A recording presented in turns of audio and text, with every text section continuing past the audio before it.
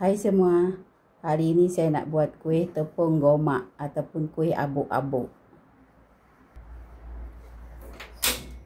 Mula-mula kita sangai dulu kacang hijau kita. Ini satu cawan kacang hijau. Kita sangai sekejap.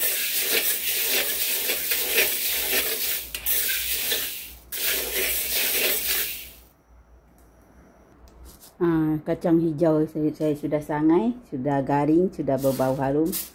Ini kacang hijau. Sebelum kita sangai, kita mau cuci dulu. Cuci, kasih dia kering. Lepas itu sudah sangai, kita biarkan sejuk.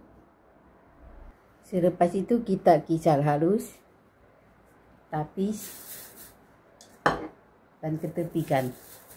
Sudah tapis, kita ketepikan. Selepas itu kita buat inti dia, kita masukkan air. Masukkan gula kerek ni. Saya guna 2 ketul. Nah, ini gula 2 ketul saya guna. Masukkan ini daun pandan. Kita biar gula dia ni hancur dulu. Tak biarkan gula dia hancur. Gula sudah hancur, kita tapis dulu.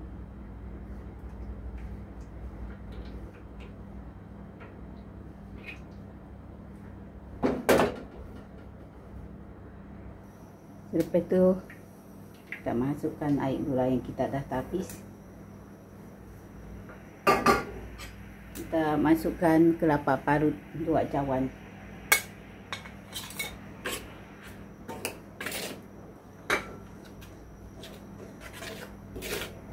Masukkan juga sedikit garam. Masak dulu.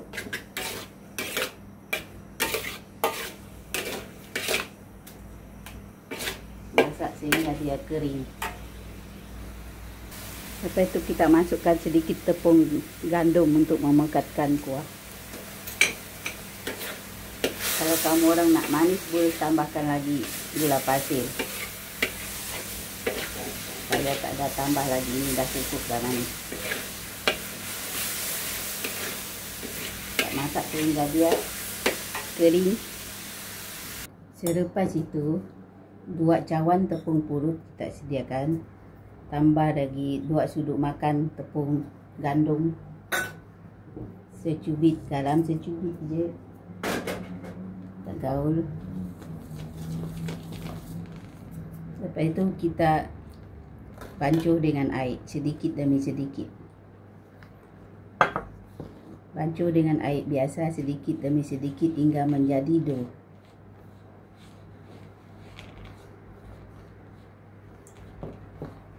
Kalau terlebih air, boleh tambah tepung pulut. Kalau kurang tepung, boleh tambah lagi.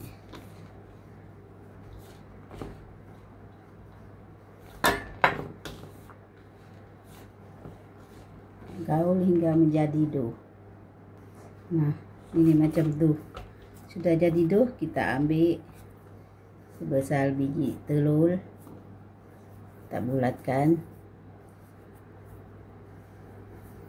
Supaya kita buat onde-onde.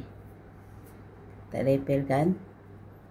Ya, orang suka hati lah nak besar macam mana.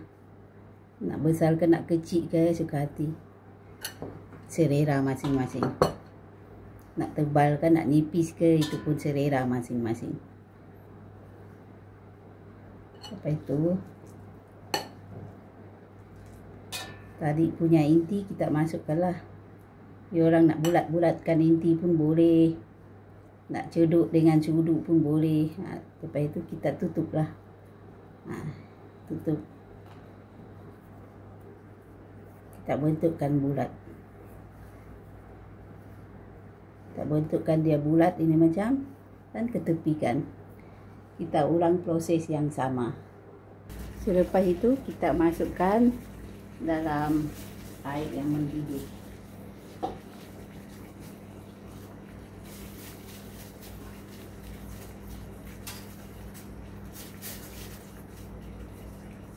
satu persatu.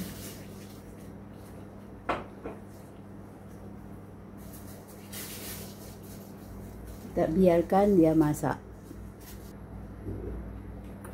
Kuih yang masak dia akan timbul. Kita ketepikan dulu daun pandan kita.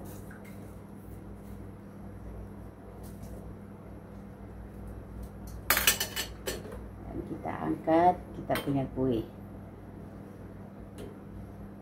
Timbul, kita angkat.